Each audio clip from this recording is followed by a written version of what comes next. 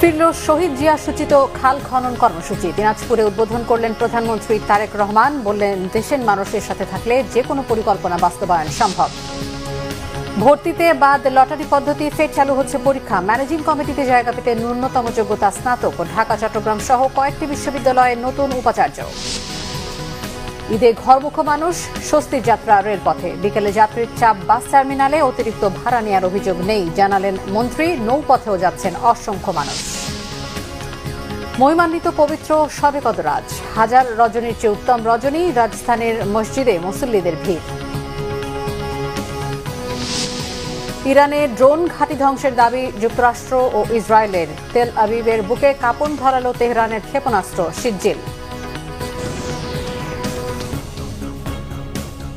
দেখছিলেন crown cement সংবাদ শিরোনাম। ফিরল শহীদ জিয়া সূচিত খাল খনন কর্মসূচি।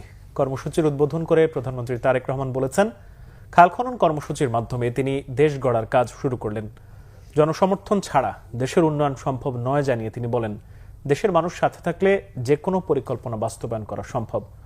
অনেকে মিষ্টি মিষ্টি কথা বলে বিভ্রান্ত করতে চাইবে, তাদের ব্যাপারে সজাগ থাকতে দেশবাসীর আহ্বান জানান প্রধানমন্ত্রী। জাহাঙ্গীর আলমের তোলা ছবিতে দিনাজপুর থেকে জাহাঙ্গীর আকন্দের রিপোর্ট।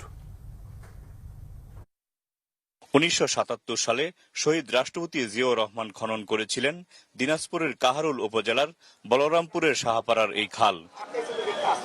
5 দশক পর সেই খাল পুনর্খননে কোদাল হাতে নিলেন শহীদ জিয়ার সন্তান প্রধানমন্ত্রী তারেক রহমান। বাবার দেখানো দেশ গড়ার পথেই তারেক রহমান। দুপুর 12টার কিছু পর শাহপাড়া খাল এলাকায় আসেন প্রধানমন্ত্রী তারেক রহমান। এ সময় খালপাড়ের মানুষ তাকে অভিবাদন জানায়। ঠিক শহীদ জিয়ার মতো গায়ে গেঞ্জি, মাথায় ক্যাপ পরে কোদাল হাতে খাল খনন করেন। এজন্য শহীদ জিয়ার প্রতিচ্ছবি। উদ্বোধন করেন খাল খনন কর্মসূচি। খাল খনন কর্মসূচির পর খালপাড়ে গাছের চারা রোপণ করেন প্রধানমন্ত্রী। এরপর খালপাড়েই যোগ দেন বিশাল সমাবেশে। সেখানে সকাল থেকেই প্রধানমন্ত্রীর অপেক্ষায় ছিলেন বিপুল সংখ্যক মানুষ। বক্তব্যে প্রধানমন্ত্রী তারেক রহমান বলেন, বিএনপি দেশের মানুষের ভাগ্য উন্নয়নে কাজ করছে। সরকার নির্বাচনে দেয়া প্রতিশ্রুতি বাস্তবায়ন শুরু করেছে। 5 বছরে সারা দেশে 20,000 কিলোমিটার খাল খনন করা হবে। খালপাড়ে বৃক্ষরোপণও করা হবে। কৃষি বাঁচলে কৃষকরা ভালো থাকবে, বাংলাদেশ ভালো থাকবে এবং দেশ বাঁচবে বলে মন্তব্য করেন প্রধানমন্ত্রী।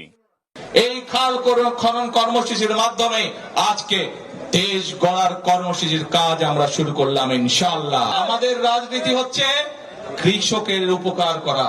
আমাদের রাজনীতি হচ্ছে মা বোনদেরকে স্বাবলম্বী করে তোলা। আমাদের রাজনীতি হচ্ছে এলাকার মানুষ, দেশের মানুষ, গ্রামের মানুষ